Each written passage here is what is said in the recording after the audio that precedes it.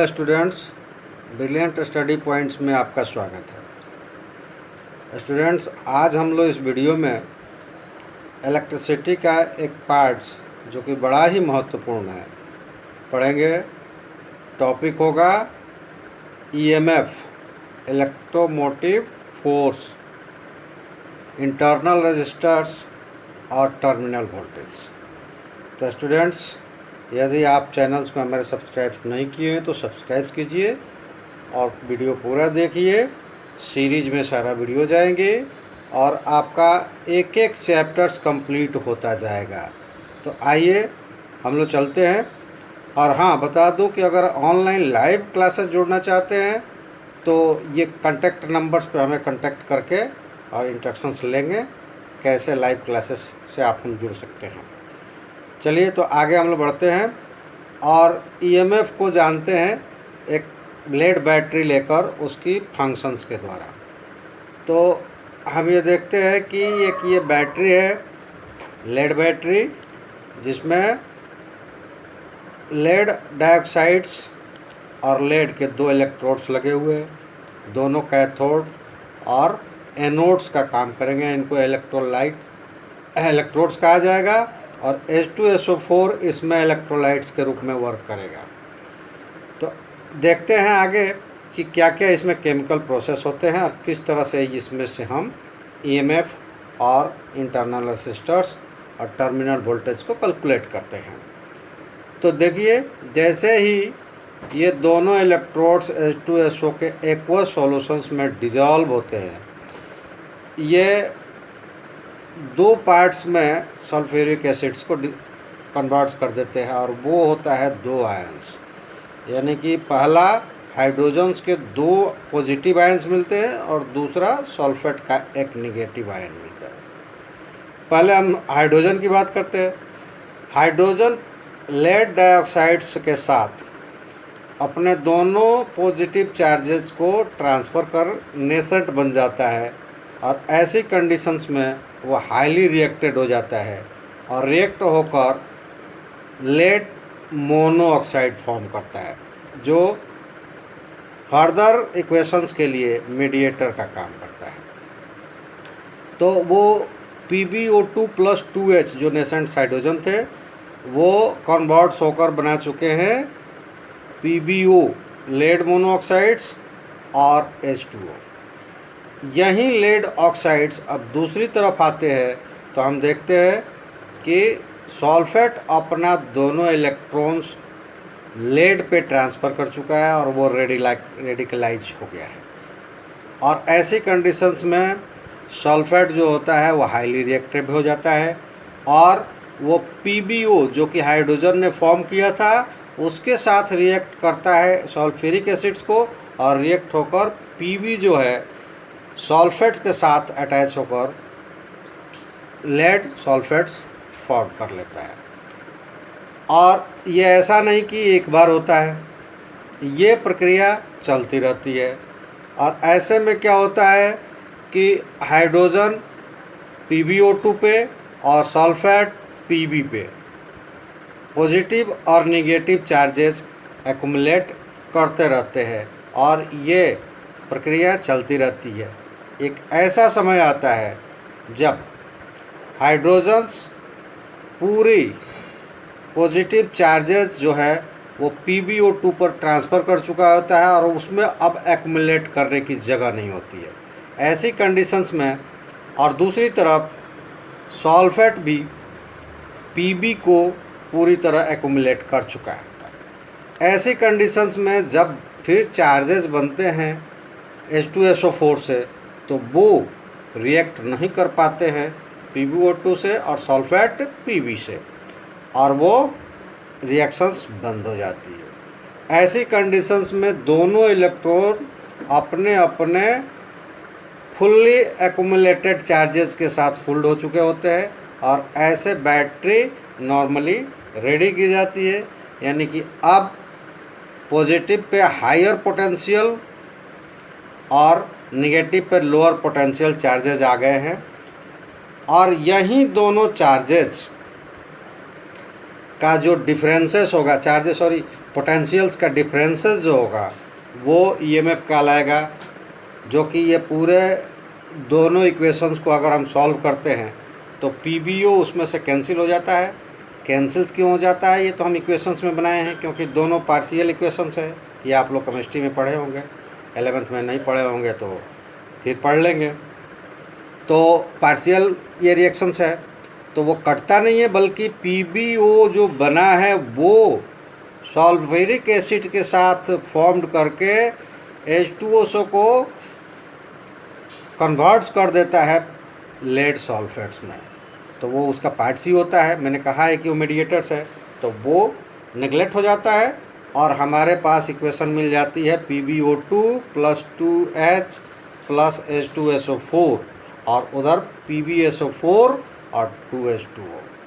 तो ये प्रक्रिया चलती रहती है। फाइनली अब स्टॉप हो चुका है, और स्टॉप इसलिए हो चुका है कि दोनों जो इलेक्ट्रोड्स है उनके टर्मिनल्स जो बैटरीज के हैं ये दोनों ही एक्यूमुलेट हो गए हैं फुल्ली। तो उन दोनों के बीच जो अब पोटेंशियल डिफरेंस है यही हमारा ईएमएफ है। यानी कि ओपन सर्किट में बैटरी के दोनों टर्मिनल्स के बीच जो पोटेंशियल डिफरेंस होता है वो बैटरी का, सेल्स का ईएमएफ कहलाता है, इलेक्ट्रोमोटिव फोर्स। यहाँ पे थोड़ा सा केयर करने की ज़रूरत है कि ईएमएफ में एफ का मतलब फोर्स होता है, लेकिन प्रैक्टिकली वो फोर्स नहीं है बल्कि वो भी पोटेंशियल डिफरेंस ही है। तो ये ध्यान रखिएगा कि वो फोर्स नहीं है। तो आगे बढ़ते हैं और इसकी डेफिनेशंस को थोड़ा सा छोटे मोटे तौर में डाल देते हैं, आगे भी देखेंगे उसकी प्रॉपर्टीज वगैरह। तो EMF is the total potential difference between terminals of a cell और बैटरी। और ये कब, जब बैटरी किसी एक्सटर्नल सर्किट से जुड़ा ना हो, यानी कि ओपन सर्किट्स हो। तो अब आगे बढ़ते हैं और सर्किट को जोड़ देते हैं। हमने क्या किया कि दोनों एंड्स को एक कंडक्टर्स वायर से जोड़ दिया, यानी कि उस पर एक लोड दे दिया, लोड चार्जेस दे दिया। एक रेसिस्टर जोड़ दिया, मतलब लोड्स आ गए। और ऐसा करने से क्या हुआ, जैसे ही सर्किट क्लोज हुई हम देखते हैं कि इलेक्ट्रॉन्स निगेटिव टर्मिनल से पॉजिटिव तरफ और इधर से पॉजिटिव चार्जेस जाता है, जो कि चार्ज को हम लोग पर सेकंड्स कैलकुलेट करते हैं तो वो करंट्स मिलता है। तो हम इधर से करंट्स ही मान लेते हैं कि 1 सेकंड्स में निकला हुआ ये चार्जेस है, तो करंट्स फ्लो होने लगता है। अब यहाँ पे दो चीज़ें देखने वाली है। एक तो करंट्स जो निकलता है वो आप देखोगे कि हम लोग यहाँ पे थोड़ा सा एक ग्राफ के द्वारा देखना चाहते हैं। तो हमने एक ग्राफ लिया जिसमें एक एंड्स पे चार्ज एक्यूमुलेट्स और दूसरे छोर पे यानी कि एक्स एक्सिस पे पोटेंशियल डिफरेंस को रखा और वाई एक्सिस पे चार्ज एक्यूमुलेटर्स को रखा। और हमने देखा कि अगर ये एक पॉइंट्स लिया, एप्सिलॉन इसको पढ़ते हैं, जो ईएमएफ हम लोग पढ़े थे, ये ईएमएफ यहाँ पे मैक्सिमम है। तो ये मैक्सिमम ईएमएफ है। जब मैक्सिमम ईएमएफ है तो आप ये देख सकते हैं कि यहाँ पे जो चार्ज एक्यूमुलेटेड है वो 0 है, क्योंकि यहाँ पे अब चार्ज का फ्लुएशंस बंद हो गया है। यहाँ पे मैक्सिमम इस बैटरी का एक्यूमुलेटेशन है, यहाँ पे चार्ज नहीं है। अब हम अगर इसमें करंट फ्लो यानी कि दोनों एंड्स को किसी लोड के द्वारा जोड़ देते हैं, जैसे कि हम एक ये लेते हैं, उससे पहले ये जान लेते हैं कि अगर ये पॉइंट्स है और ये चार्ज एक्यूमुलेटेड हाईएस्ट पॉइंट है, तो ये दोनों के साथ कुछ इस तरह का या फिर कुछ इस तरह का भी बन सकता है। किसी तरह की फॉर्मेशन आ सकती है, केमिकल रिएक्शंस है। लेकिन हम लोगों को सिंपली फिजिकल्स कुछ टर्म्स निकालने हैं, इसलिए हम मान लेते हैं कि वो एक स्ट्रेट लाइन है। तो इन दोनों को ऐड कर दिया। तो ये क्या है, एक्यूमुलेशंस जैसे जैसे स्लोप करेगा तो पोटेंशियल डिफरेंस बढ़ेंगे। तो यहाँ पे अगर देखें तो पोटेंशियल डिफरेंस जो ज़्यादा है यानी ईएमएफ सबसे मैक्सिमम होगा, तो उस वक्त चार्ज एक्युमुलेशन जो होगा वो 0 हो जाएगा, मतलब कि यहाँ पे रिएक्शंस बंद हो जाएगा। अब हम इसमें चार्ज एक्युमुलेशंस लेते हैं, जैसे कि ये डिस्चार्ज हो गया, मतलब कि करंट्स को हमने फ्लो करवा दिया। डिस्चार्ज रेट का मतलब हुआ कि फ्लो ऑफ द चार्जेज। तो अब हमने करंट्स इसमें सप्लाई कर दिया है, तो एक करंट्स लाइन ले लेते हैं, ये करंट्स है। अब ये आप देख रहे हैं कि करंट्स के किसी इस लाइन पे जो भी हम लेंगे करंट्स होगा, और वहाँ से हम ज्वाइन करेंगे एक्स एक्सिस को, तो हमें उस पॉइंट्स पे कितना चार्ज फ्लो होने के बाद कितना हमारे पास ईएमएफ यानी कि पोटेंशियल डिफरेंस आ रहा है, इसको कैलकुलेट करने के लिए हम कुछ लाइंस देख लेते हैं। जैसे हमने ये पॉइंट्स लिया, तो हम यहाँ देख रहे हैं कि जो करंट्स है वो ज़्यादा है और जो पोटेंशियल डिफरेंस है, मतलब दोनों ये पॉइंट्स अलग अलग है। तो इस तरह से ये वेरीफाइड्स नहीं हो पा रहा है, कोई एक पॉइंट्स दोनों को नहीं करेगा। यहाँ रखेंगे तो इधर रखेंगे तो ये देखेंगे कि पोटेंशियल्स अलग आ गया और चार्ज एक्युमुलेशंस यानी करंट्स अलग आ गया। ये भी इस थ्योरी को प्रूव नहीं करता है। तो हम ये देख रहे हैं कि एक पॉइंट्स है जो कि एक दूसरे को, दोनों ग्राफ एक दूसरे को क्रॉस किए हुए हैं, तो यही वो इक्विलिब्रियम पॉइंट्स है जहाँ पे एक साथ पोटेंशियल डिफरेंस और करंट्स को हम वेरीफाइड कर पाएंगे, और इसी पॉइंट्स को कहते हैं टर्मिनल वोल्टेज। तो टेक्निकली जान लीजिए कि टर्मिनल वोल्टेज किसको कहते हैं, जहाँ पे चार्ज एक्युमुलेशंस यानी डिस्चार्ज रेट, जब कनेक्शन हम जोड़ देते हैं तो चार्ज फ्लो करना शुरू करता है, तो फ्लो करना शुरू करता है तो चार्ज जो है वो कम होगा तो फिर से इंटरनल जो केमिकल रिएक्शंस है वो स्टार्ट हो जाएगी। तो दोनों जहाँ पे इक्विलिब्रियम होंगे वो डिफाइंड पॉइंट्स होगा, और वहाँ से हम डिफाइन करेंगे कि कितना चार्ज पे कितने चार्ज पे, मतलब कि कितने करंट्स पे कितना हमें डिफरेंस पोटेंशियल मिलते हैं। तो जनरली इसको डिफाइन कर लेते हैं, यही वो पॉइंट्स है जहाँ पे हम उसको टर्मिनल वोल्टेज को डिफाइन करते हैं। यहाँ टर्मिनल पोटेंशियल डिफरेंस लिखा हुआ है, पोटेंशियल डिफरेंस को वोल्टेज में ही ज़्यादातर बातें करते हैं, उनको वोल्ट भी कहते हैं, वोल्टेज भी कहते हैं। तो ये है पोटेंशियल डिफरेंस, कहाँ पे, इस इक्विलिब्रियम पॉइंट्स पे। अब इसके आगे चलते हैं तो हम ये देखते हैं कि अगर वहाँ पे ये टर्मिनल वोल्टेज है, यानी कि सर्किट जोड़ने के बाद हमें इतना ही वोल्टेज मिल रहा है, इसका मतलब इंटरनली यहाँ पे इतने वोल्टेज का क्या हो गया, कमी आ गई, यानी कि ये वोल्टेज इंटरनली यूज्ड हो गया। तो इस वोल्टेज को हम कहते हैं लॉस्ट वोल्टेज या वोल्ट ड्रॉप इन इंटरनली। तो लॉस्ट वोल्टेज कहते हैं, यानी कि आप देखोगे कि टर्मिनल पोटेंशियल जो है वो ईएमएफ यानी कि टोटल पोटेंशियल से हमेशा ही छोटा मिलेगा, तो लॉस्ट पोटेंशियल कहते हैं। अब इनके बारे में जान लेते हैं कि एक दूसरा टर्म हम ले लेते हैं कि हमने जो है करंट्स को बढ़ा दिया। आप ये देखिए करंट्स को बढ़ा दिया तो इक्विलिब्रियम पॉइंट्स है जो बढ़ गया, और लॉस पोटेंशियल्स लॉस्ट वोल्ट जो है वो भी बढ़ गया, यानी कि करंट बढ़ाया तो लॉस्ट वोल्ट बढ़ गया, करंट घटाया तो लॉस्ट वोल्टेज घट गया। इसका मतलब ये होता है कि लॉस्ट वोल्टेज भी करंट्स का डायरेक्टली प्रोपोर्शनल होता है, यानी कि यहाँ देखिए करंट बढ़ रहा है तो लॉस्ट वोल्टेज भी बढ़ रहा है, तो वो डायरेक्टली प्रोपोर्शनल है। मैथमेटिकली इसको लिख लेते हैं कि वी एल से इसको डिनोट किया है लॉस्ट वोल्ट्स को, जिसको छोटे v से भी डिनोट कर सकते हैं, वो डायरेक्टली प्रोपोर्शनल होता है I के। अब यहाँ पे हमने करंट्स को यहाँ भी I लिया है और हम लोग एक्सटर्नल में भी I लेते हैं, तो वो इसलिए लेते हैं कि इंटरनली भी जितना चार्जेस ट्रांसफ़र होता है वो एक्सटर्नली चार्जेस के बराबर होता है।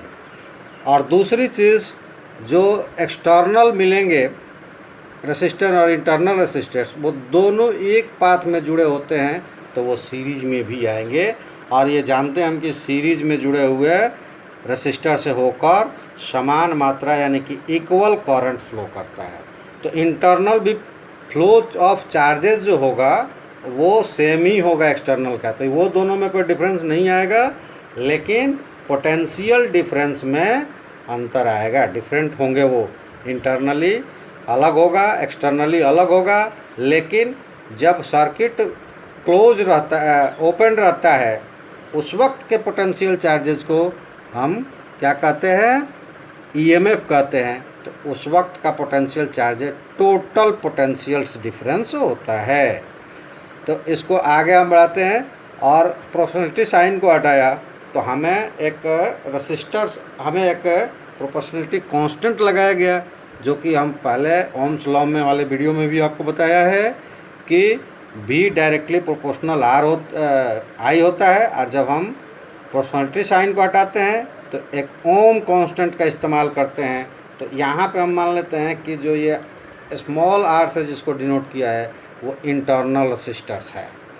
तो जो इंटरनल रेसिस्टर्स है वो चार्ज जो फ्लो होता है, फ्लो होकर निगेटिव लेड स्ट्रिप्स के द्वारा, इलेक्ट्रोड्स के द्वारा जो अंदर गया है, तो उसको रेगुलेट करने के लिए H2SO4 यानी सल्फ्यूरिक एसिड एक रेसिस्टर्स, सर्टेन रेसिस्टर्स ऑफर करता है, और वहीं ये रेसिस्टर्स है जिसको हम इंटरनल रेसिस्टर्स कहते हैं। तो टेक्निकली आप जान गए कि इंटरनल रेसिस्टर्स किसको कहते हैं। अगर इसको कैलकुलेट करना होगा तो small r internal resistors is equal to lost volt divided by current. ठीक है, इसको आगे भी हम लोग डिफाइन करेंगे। इससे आगे बढ़ते हैं। अब आपने जान लिया कि ईएमएफ क्या है, टर्मिनल वोल्टेज क्या है, इंटरनल रेसिस्टर्स क्या है, ये टेक्निकली आपने जान लिया। आइए इसको मैथमेटिकली कैलकुलेट कर लेते हैं। तो आप ये देखिए कि टोटल पोटेंशियल डिफरेंस यानी कि ईएमएफ और टर्मिनल वोल्टेज दोनों में एक डिफर है, और दोनों को डिफर्स करते हैं यानी कि डिफरेंस दोनों का निकालते हैं तो क्या मिलता है हमें वो मिलता है लॉस्ट वोल्ट। तो इसको मैथमेटिकली हम लिखते हैं कि EMF minus terminal voltage is equal to internal lost volt. इसको अगर फर्दर हम सॉल्व करते हैं तो हमें मिल जाता है कि EMF is equal to terminal voltage plus lost volt. तो ओम्स के लॉ से आप ये देखेंगे कि एक्सटर्नल जो होता है वोल्ट्स वो कहाँ पे फॉल करता है, एक्सटर्नल रेसिस्टर्स पे। तो V इज इक्वल टू हो जाएगा IR और VL इज इक्वल टू हो जाएगा I स्मॉल r, यानी कि जो लॉस्ट वोल्ट्स है वो इंटरनल रेसिस्टर्स पे डिपेंड करता है और वो एक्सटर्नल पे। क्योंकि आपने देखा है कि सीरीज में दोनों वोल्टेज, अगर आपने हमारा वीडियो देखा होगा रेसिस्टर्स वाला कॉम्बिनेशन ऑफ रेसिस्टर्स, तो उसमें हमने दिखाया है कि सीरीज में वोल्ट्स जो होता है अलग अलग रेसिस्टर पे अलग अलग होता है। तो ये बाहरी एक्सटर्नल आर पे और ये इंटरनल आर पे, दोनों को कंबाइंड किया तो हमें टोटल ईएमएफ मिला IR plus I small r। दोनों में I कॉमन है, उसको बाहर कर देंगे तो हमें मिल जाएगा EMF is equal to IR plus R। और इस तरह से अगर वहाँ पे करंट्स हम कैलकुलेट करेंगे तो हमें मिल जाएगा I is equal to EMF by R plus R। तो हमारे पास मैथमेटिकली भी रूल्स मिल गए कि इंटरनल रेसिस्टर्स को आप कैलकुलेट करते हैं तो लॉस्ट वोल्ट बाय करंट, और यहाँ से अगर हम करना चाहें तो करंट्स को EMF is equal divided by sum of the external और इंटरनल रेसिस्टर्स। अब इन सबको थोड़ा सा हम समराइज करके देख लेते हैं। पहले इनके SI यूनिट्स को देख लेते हैं। तो ये देखिए, ये टोटल EMF यानी कि इलेक्ट्रोमोटिव फोर्स, पहले ही बताया मैंने, फोर्स तो लगा है लेकिन ये क्या है, पोटेंशियल डिफरेंस है। टर्मिनल वोल्टेज ये क्या है, पोटेंशियल डिफरेंस है। लॉस्ट वोल्ट ये क्या है, पोटेंशियल डिफरेंस है। इसलिए तीनों का SI यूनिट्स होगा वोल्ट्स। ठीक है, आगे बढ़ते हैं और समरी में देखते हैं। सबसे पहले हम ईएमएफ, तो इसको डिफाइन कर लेते हैं। टेक्निकली हमने आप लोगों को बताया और अब इसको वर्बली जान लेते हैं। क्या होता है? When no current is drawn from a cell, that is it is open circuit, the potential difference between the terminal of the cell called EMF. यानी कि जब सर्किट ओपन होगा उस कंडीशंस में दोनों इलेक्ट्रोड्स यानी दोनों टर्मिनल्स के बीच जो डिफरेंस होंगे पोटेंशियल्स, वो ईएमएफ कहलाएगा।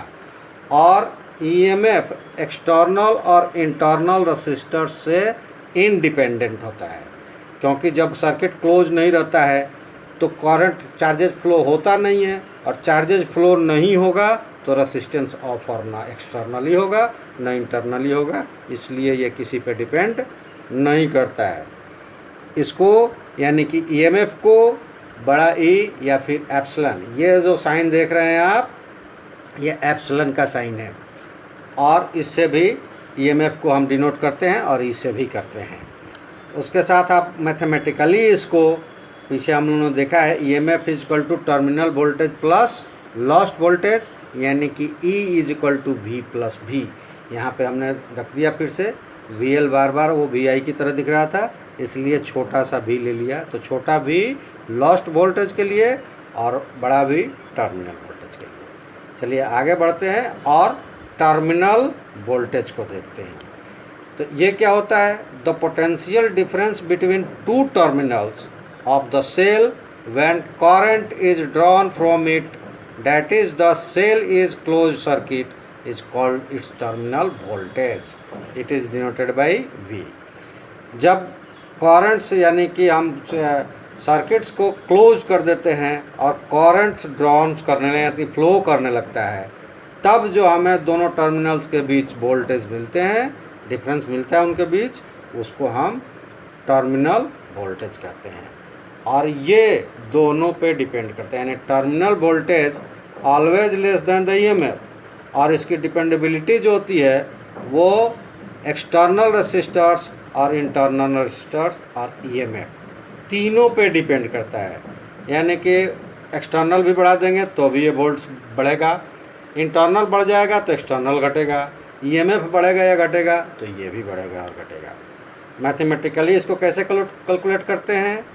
तो terminal voltage is equal to EMF minus lost voltage, और उसको जनरली लिखते हैं V is equal to E minus V, यानी कि greater V is equal to EMF minus lost volt. अगला है इंटरनल रेसिस्टेंस। इसकी डेफिनेशंस क्या है? The electrolytes offer certain resistance to the flow of current, this is called the internal resistance, it is denoted by small r। Electrolytes that means अभी जो हम लोगों ने बैटरी यूज़ किया है उसका H2SO4 सल्फ्यूरिक एसिड्स, वो एक रेसिस्टर ऑफर करता है। जब सर्किट को क्लोज किया जाता है तो एक्सटर्नली सर्किट से होते हुए एक एंड से दूसरे एंड पर जब चार्जेज फ्लो होते हैं तो वो चार्जेज फिर इंटरनली दूसरे एंड तक पहुंचते हैं, और उसको एक रेगुलेट करने के लिए जो भी इलेक्ट्रोलाइट्स हो, जैसे हम लोग H2SO4 लिए हैं, अदर्स भी रहता है, बहुत सारे रहते हैं अलग अलग बैटरीज में, तो जो भी इलेक्ट्रोलाइट्स होगा वो एक रेगुलेशंस रेसिस्टेंस ऑफर करेगा, और वही रेसिस्टेंस इंटरनल रेसिस्टेंस कहलाएगा। इंटरनल रेसिस्टेंस तीन बातों पर डिपेंड करता है, जैसे एक्सटर्नल करता है वैसे ये भी करता है। तो वो कौन कौन सी है? ये डायरेक्टली प्रोपोर्शनल होता है डिस्टेंस का, इलेक्ट्रोड्स के डिस्टेंस का, यानी कि दोनों जो इलेक्ट्रोड्स है जितना लंबा बनाएंगे उसका रेसिस्टर्स, इंटरनल रेसिस्टर्स उतना बड़ा होगा। लेकिन अगर जितना मोटा बनाएंगे उतना ही कम रेसिस्टेंस होगा, यानी कि ये इन्वर्सली प्रोपोर्शनल होता है उसके क्रॉस सेक्शंस एरिया का, किसके? इलेक्ट्रोड्स के।